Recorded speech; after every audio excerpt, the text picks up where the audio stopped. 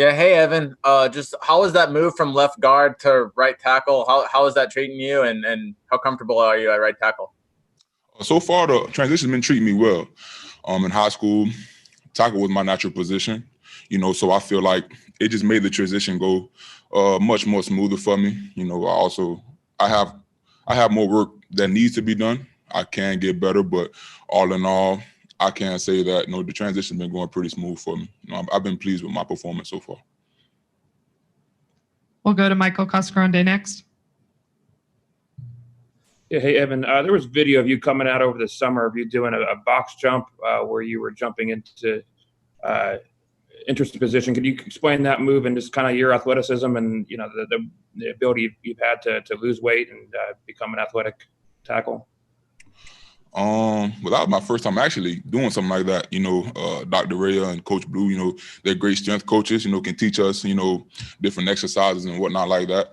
I feel like,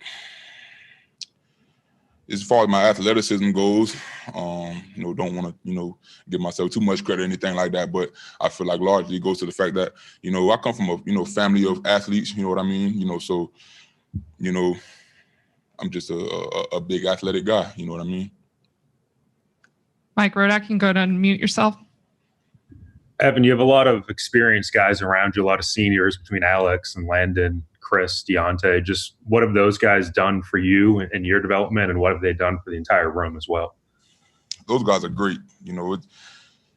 It's a real pleasure being able to, play alongside guys that have that much experience.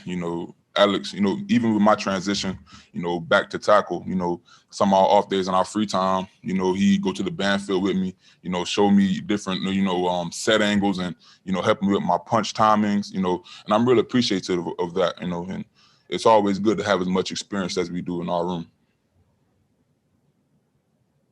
Charlie Potter, you're up.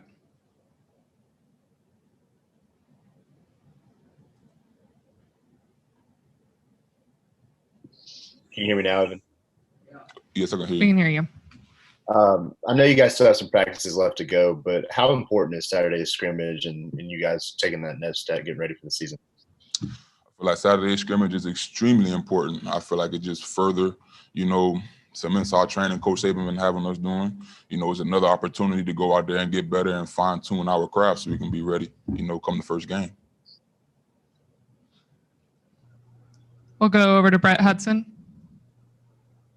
Hey, Evan, I'm curious the opposite side of the transition of position. You were a natural tackle that had to go inside to guard last year. Kind of walk me through that and how you got used to using your length in a phone booth in the interior of the line. Right. And that just goes back to, like you guys said earlier, playing with such experienced guys like Deontay Brown, Jedrick Grills last year, a lot of guys that had a lot of experience. They were able to, help me out. I did play some guard in high school earlier on, my freshman and my sophomore year. I played some guard, so that, helped out as well. But, being around guys that have a lot of experience, just makes those type of transitions, go smooth. We'll go back over to Michael Casagrande. Yeah, Evan, how much weight did you lose since you got to Alabama? And secondly, how much is there a block that stands out in your mind as one of your favorite blocks, one of your highlight type hits? When I got to Alabama, I was about 385. Right now I'm around 355. I still got a couple more pounds that I want to lose.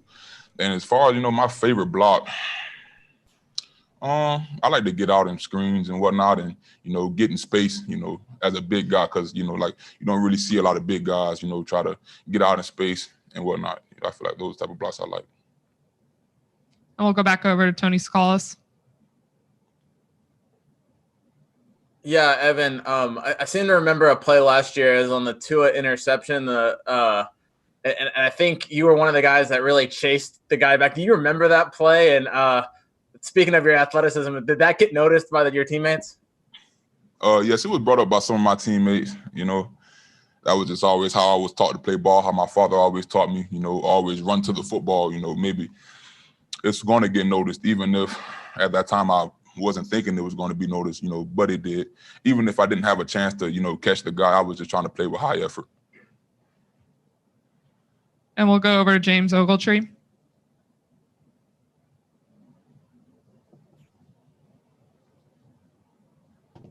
Hey, Evan, you guys are pretty diverse in your run schemes, like different ways that you try to attack the run game. How challenging is that, just in general, but then also when you're changing positions from guard to tackle?